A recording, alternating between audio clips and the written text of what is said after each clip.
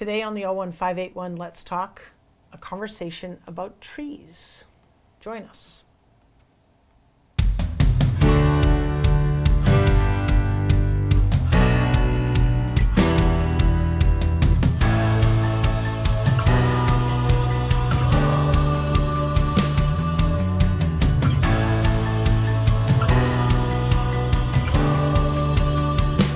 Hi, and welcome to the 01581 Let's Talk. I'm joined today by our DPW Director, Chris Payant, and our tree warden, Kyle Grendell. So nice to see you both.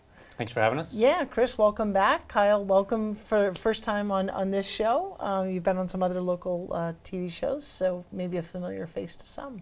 Possibly. Thank you very much. Excellent. So, so I had asked if we could, if you could join me today to talk about trees. I had a particular interest, and a lot of people have asked on Facebook, right, which is the all-knowing, all-telling, what's going on up at the state hospital, and so I know we're going to talk about that. But trees have, I think, they're important for lots of reasons, and whether it's about our sustainability, cooling our environment here, and but also they can also be problematic. So I think it's a complex topic, and who better to talk to us about that than both of you. So so I think just if you guys could kind of talk about what is our tree management program, kind of just give our audience a sense of how do we manage trees here in Westboro.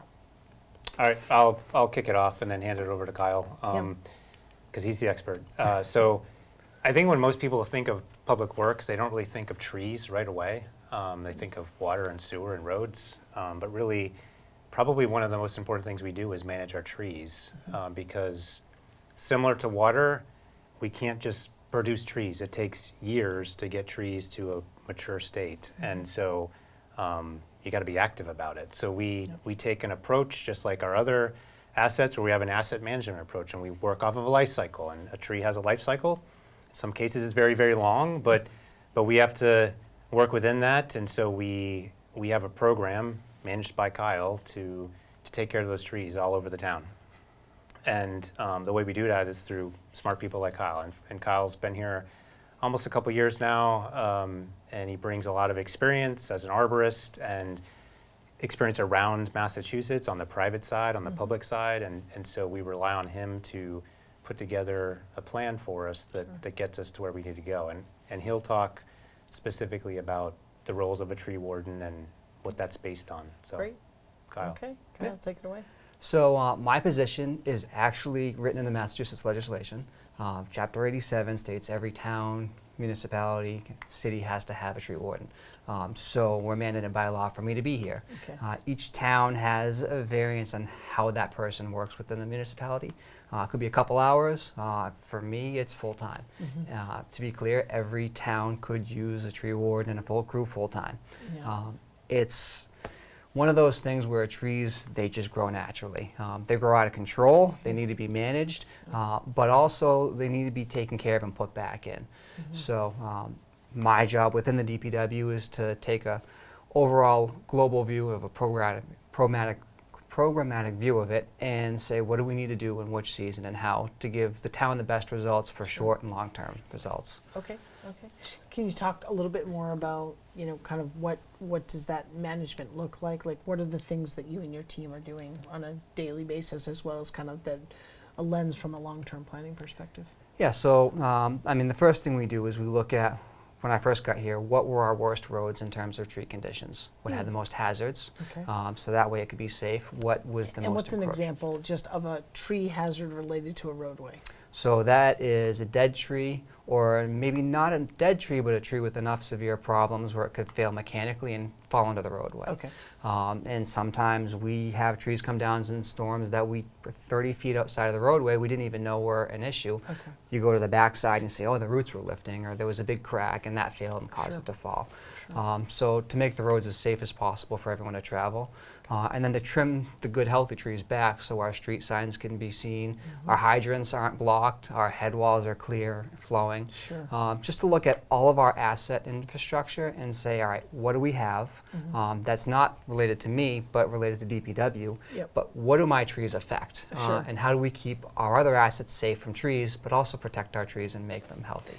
And so when we think of trees, you know, there are big trees and there are little trees. Are you managing anything that essentially is green, if you will? Pretty close to it. Our highway crew does roadside mowing. Okay, yeah. I work with them hand in hand, and we'll say, hey, we're going to be trimming here or moving here, and they'll go ahead and they'll mow down the bush Yep. and the underbrush and things Yep. that are an issue. But the things that are of value and that are nice, yes, we'll take care of. Okay. And he's using tools that the town has provided us, like a tablet, and we have a GIS program that he used to map trees, and then he can record data on trees, and then when he goes back there, you know, a year later or whenever, he can kind of see what happened there previously, and that corresponds with other mapping we have related to Interesting. roadside mowing and vegetation, so we Do can we have a synchronize all visual that. of that? Do we have Yep. a visual of the mapping that you could show us? So this is just a snapshot. Yep. Looks like it was from Kyle's cell phone. Yep. That he can see. He can click on those dots and basically fill out reports or make notes Wow. about information. And so, so I see some homes there. I Mhm. see a public right of way, that being like a cul-de-sac. So are those trees public property or private property? And what is that delineation, even just in terms of from the roadway and if you could? Yeah, and this is where it's the most gray area for a lot of people. Yeah. But if you take a property line for the back of the right-of-way and you draw a line straight up in the air, anything over the roadway is our property. Okay. Anything on the backside is private. Okay. If the tree grows from behind the roadway into our property, Yep. and it's in our airspace, we have the responsibility to make it safe, Okay. and we have the legal ability to do so. Sure. Same as you would on a private property and your neighbor's tree grows over yours. Okay. So that example would be beaten path. We trimmed that up about 2 or 3 weeks ago. Okay. After we trimmed it, we went through and we surveyed the whole neighborhood to say, okay, what do we have for trees? We just trimmed them up. We put notes in there and we take a picture of each one. Okay. That way, we Wow. have, That's amazing. well, it needs to be done. Yeah. Because you can't maintain what you have if you don't know what you have. And Right. it's important to note too that he does a lot of door knocking, so he meets a lot of people because he, Oh, sure. you know, technically I guess he could just go through and do what he needs to do, but you know, we're gonna be proactive about, you know, knocking on people's doors, let them know what we're doing, why Yeah. we're doing it. Sure. And so Sure. a portion of his day is spent, you Yeah. know, talking to people, explaining what Explaining he's doing. what they're doing. Yeah. Wow, very interesting. Okay, and so, so in this example, so these are trees that are again just they're on private property, but they have a relationship with the public right of way. Yep. And so you inventory them, like down to like what kind of species it is and all that. Wow. Absolutely. So Interesting. when we're out there, and this is our new software, we're able to say, all right, we want to record certain things. Who owns the tree, whether it's private, public, Yep. DPW, schools. Sure. I record the species in English and in Latin. We record the quality and the health of the trunk of the tree, Okay. of the actual canopy of the tree, any pests, any issues, and a bunch of other things, so we can query out different things as we go along and complete certain areas of town. Interesting. So what we can do once this is completed, we can go out and we can say, okay, what are the trees that are in poor to okay condition, and pull all those out and say, oh, we have 6,000 of those trees. Yep.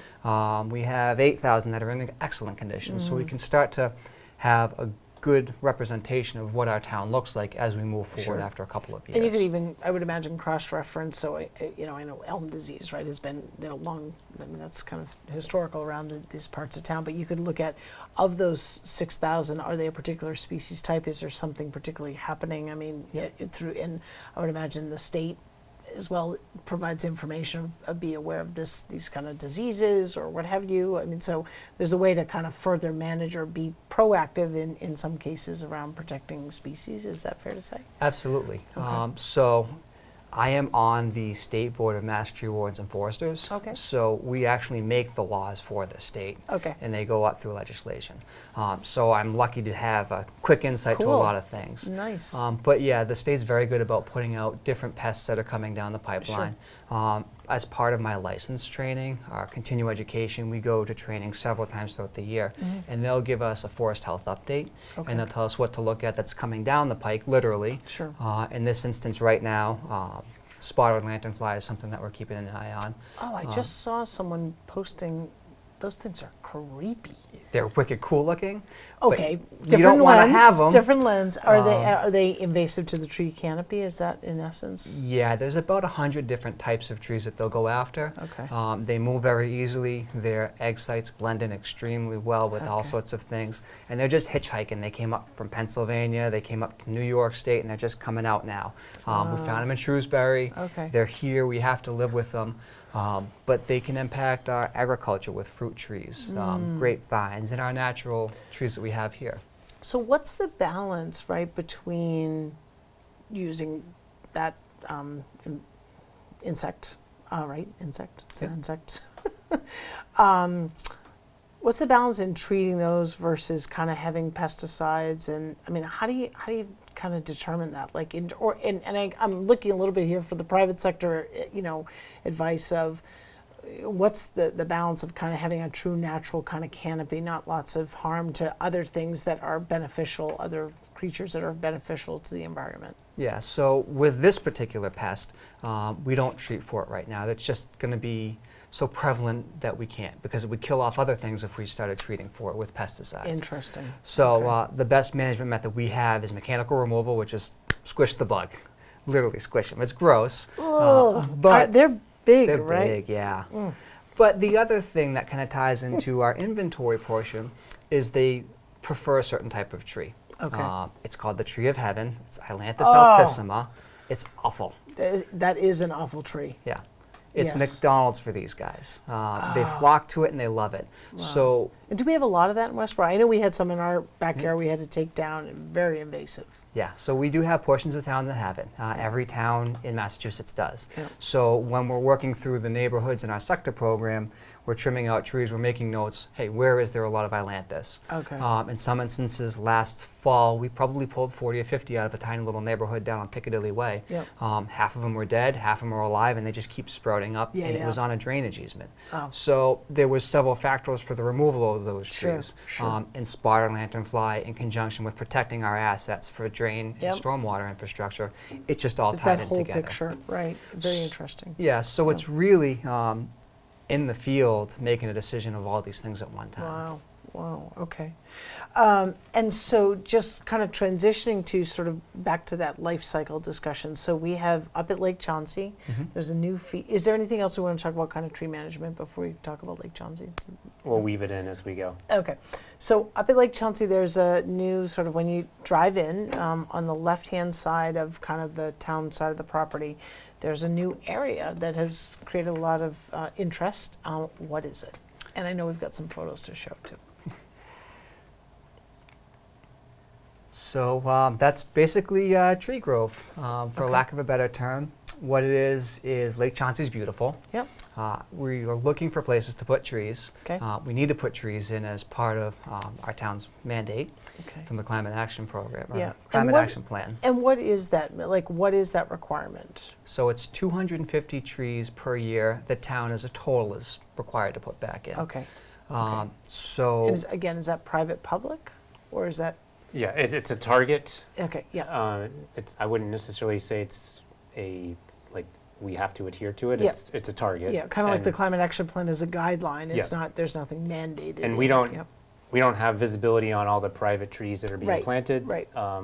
So we use that as an aim point for us Yep. internally, recognizing that even if we get 100 trees in, we know there's other people planting trees. Sure. So Okay. we're inching towards it. Yep. Is the point. Okay. Okay. yeah. Okay. And so the vision for this, because I thought this was a nursery when I first saw it. So the idea is that these trees that are planted here, which are what kind, please? So we have American hornbeams, we have pink flowering dogwoods, Oh. and we have 2 Japanese maples. Okay. And so they will be there as permanent fixtures. They're intended for their life cycle, right? So you're not taking those and transplanting them elsewhere. Nope. Okay. So yeah, we basically wanted to build something that was going to be beautiful as it grows. We can create a topiary where we can trim them up into a certain shape, Okay. and it's just a destination point. So when I started here, I was kind of taking inventory of certain locations, and I pulled in and I was like, this is beautiful. I didn't even know we owned Lake Chauncy till we drove up there. Yeah. And I said to Chris and Derek and some of the other guys, I'm like, oh my God. Yeah, I want this spot. Right. Exactly. Well, and this is a great picture of being able to, looking at it, and what a beautiful view, and imagining kind of that canopy cooling folks as they're kind of just enjoying that Right. location. I think the key is think a few years from now when it's a little more mature. Sure. And what was done, we were going to plant trees there anyways. Yeah. So what Kyle did is just put a little creativity to it, Yeah. used materials that we already had on hand, Yep. kind of recycled from other projects, and just spend a few afternoons kind of Nice. putting that together. Nice. which- So I'm curious, the stone, not so much the ground stone, but the other and the taller pillars, were those recycled from any particular historical place? Because they have some character to them. Yeah, so the granite is old Chapter 90 roadside projects. Okay. And then the larger rounded black blocks was actually across the street here at the town hall. It was removed years ago, and it was at the DPW just Oh, in no storage. kidding. Great. Yeah, and Oh, then the two large pillars there are, I believe they're old hitching posts that were on the Lake Chauncy property. Okay. And Earl Story could tell you more about that. Okay. But he had them socked away there, and I was like, Earl, Yeah. can I steal these? And That's great. we put everything just to use that was just lying around. Excellent. Excellent. And how do you, trees have to be watered right now. Watering hasn't been a problem. Right. Nature is taking care of that. How do you guys water those? Is there water up there that you have access to? Or? There is not, and that's one of the toughest things that we struggle with new trees, Yeah. is watering. Yeah. I could put 300 trees in the ground in a year, no problem. Yep. But the watering and the maintenance, as we talk about all the time, is cumbersome. Yeah. So we have a watering rig that we go out with Okay. 2 to 3 times a week. It's 4 or 5 hours a day sometimes for a couple guys, Wow. and we'll water those things in. Wow. And we give them a drink of 5-10 gallons at a time. Wow. And so speaking of smaller and newer trees that need watering, so there were recently some trees taken down right here in the downtown they were replaced with some smaller trees. Do you recall what kind of tree? First of all, I presume they were dying or dead, the ones that were taken out? Yep. Yep. So there was one across the street here in front of the coop. Yep. It was an old Bradford pear. It was time for it to go. Yep. It had fallen apart, had been trimmed up. Yep. The gas company came in, they had to make room. This that's thing's true. got to go. Yep. Yep. So we pulled that out of there, and then there was another one that was lost before I started. I don't know the reasons Sure. why, Yep. but it was around the corner in the rotary, and I said, oh, there's an open tree well. Yep. So we put a couple of Kwanzaa cherries in there. Okay. So we try to diversify what we put in for species. Sure. So those will be pink, they'll flower, they'll be beautiful, Yep. and it'll just be another addition Okay. to the downtown area. I think that's an important point.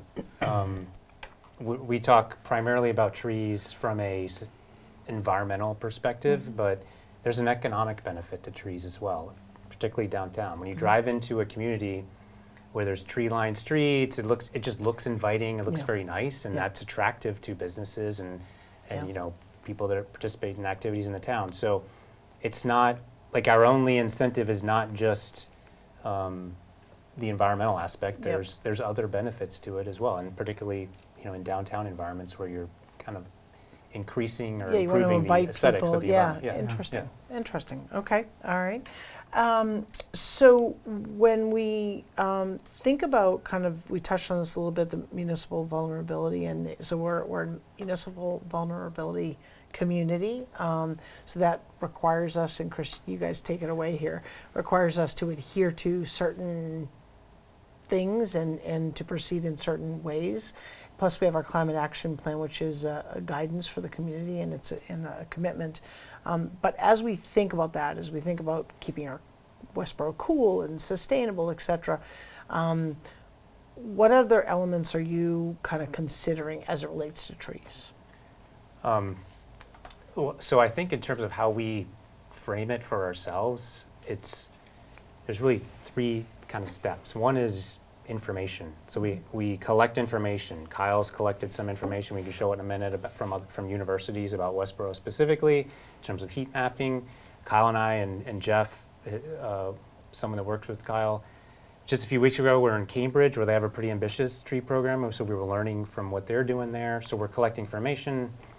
We're taking the guidance from the town, so the town has guidance to the climate action plan and a bylaw on shade trees. So we're doing what basically our boss is telling us, that plant trees. And then we come up with a plan, and the plan is, staffing, equipment, and, the program itself for how we want to do it.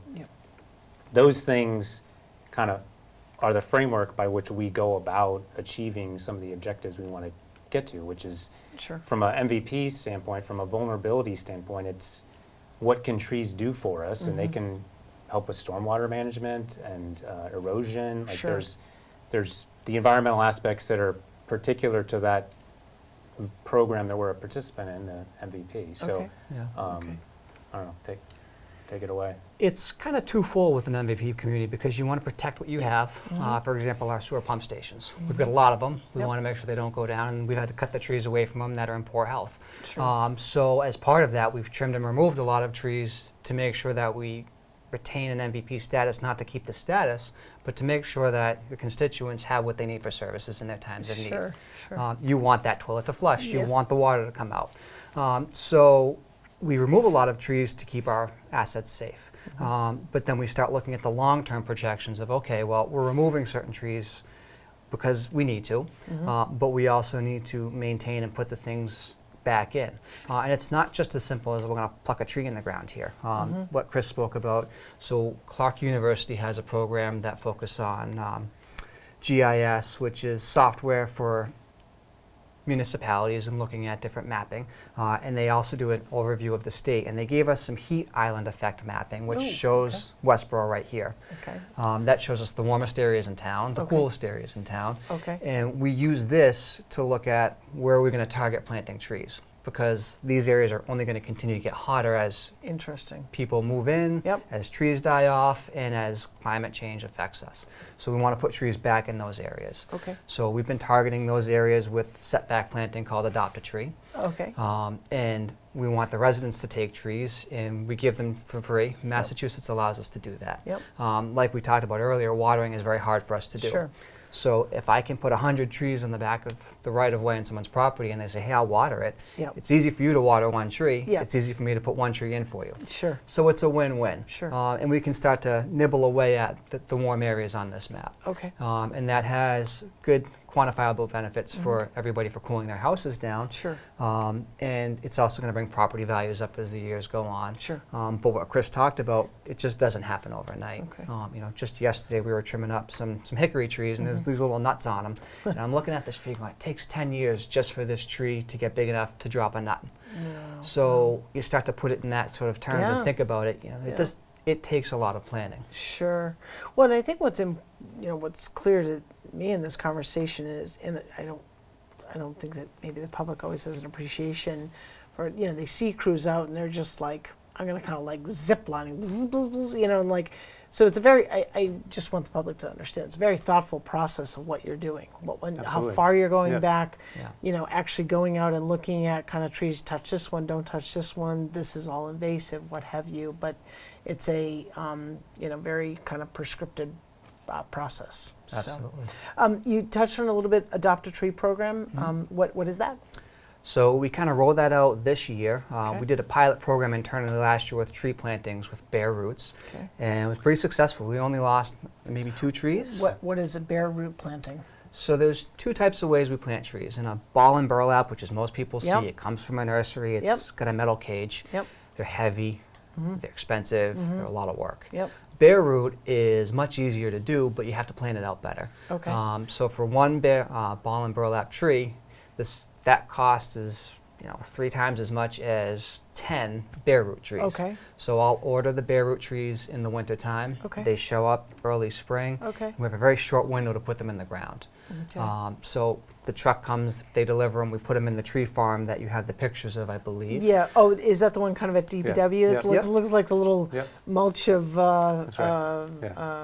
and some little couple little twigs sticking up. Yeah. So we put them all in there, make sure that they're safe so we can water them in, and then throughout the spring, we can literally go on that mulch pile and we can pull a tree out.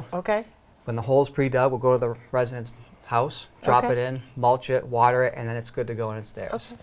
And are you doing a variety of trees there? Are these massive trees, small trees? Like what species? Or it looks like a little variety, but it's hard to see. Yeah, so this is just a picture of last week. So we had Okay. about 80 Oh, wow. trees in there in the spring. Wow. We had a lot.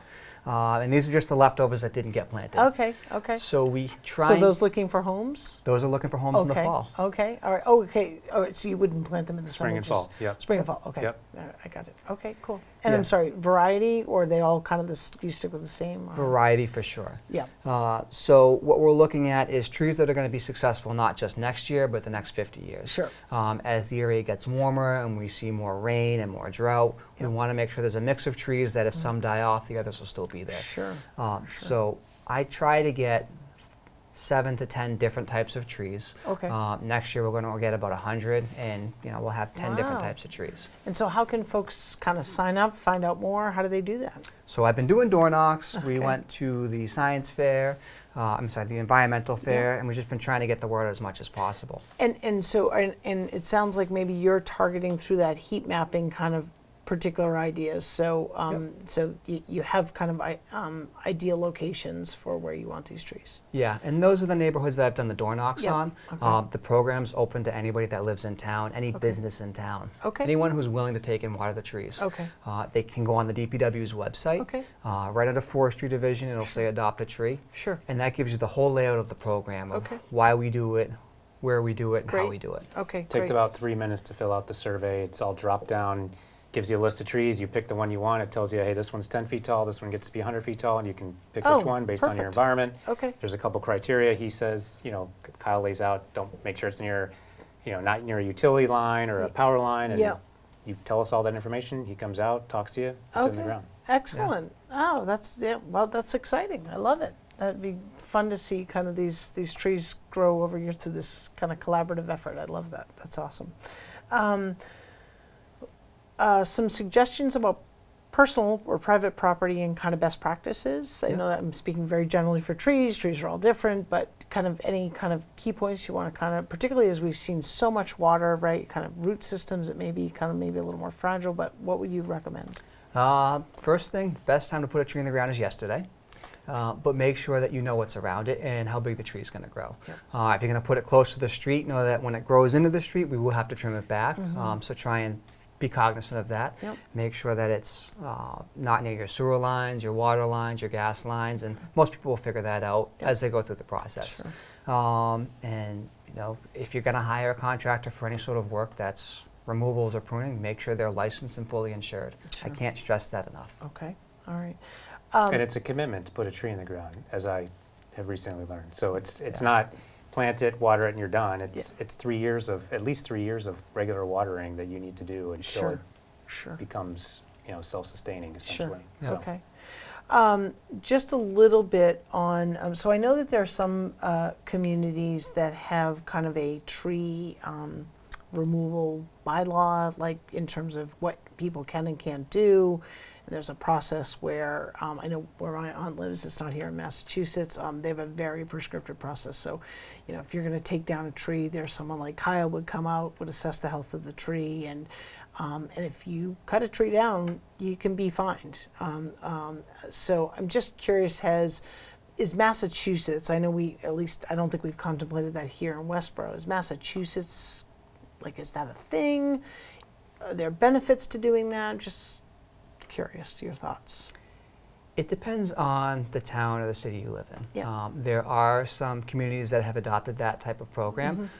They're closer to Boston. They have very few resources and they're trying to protect what they have. Okay. Typically those programs aren't driven by the DPW. It would be the community that would say, we decide we want to go out and put this together. Sure.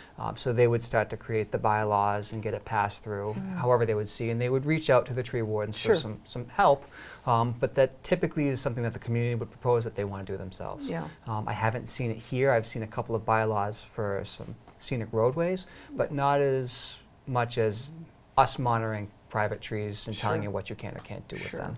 Yeah. Okay. Interesting. Might get a lot of hits on this show now that I mentioned that. But don't tell me what to do with my trees. Well, but I do think it's, I mean, I do think that there's sometimes the solution might just be viewed as, let me just cut the tree down. I think a lot of people wouldn't, but let me just cut the tree down, as opposed to like, what are my options? You know, can it be, what are the benefits of keeping it versus versus not, or even kind of replace, right? So if I have to cut this one, what do I need to kind of replace it with? So that's another approach to, I think, that kind of personal tree management. Yeah, my view is always try and leave it if you can. That's job one. If you can't for a certain reason, then you start to look at, all right, what do we do for replacement, and how do we replace it, and what do we replace it with? Yeah. Because it just doesn't happen again overnight. Sure. But if you can keep the tree, you can make it safe, you can live with it, do what you can. Okay. But it's not cheap. Yeah. It's expensive. Right.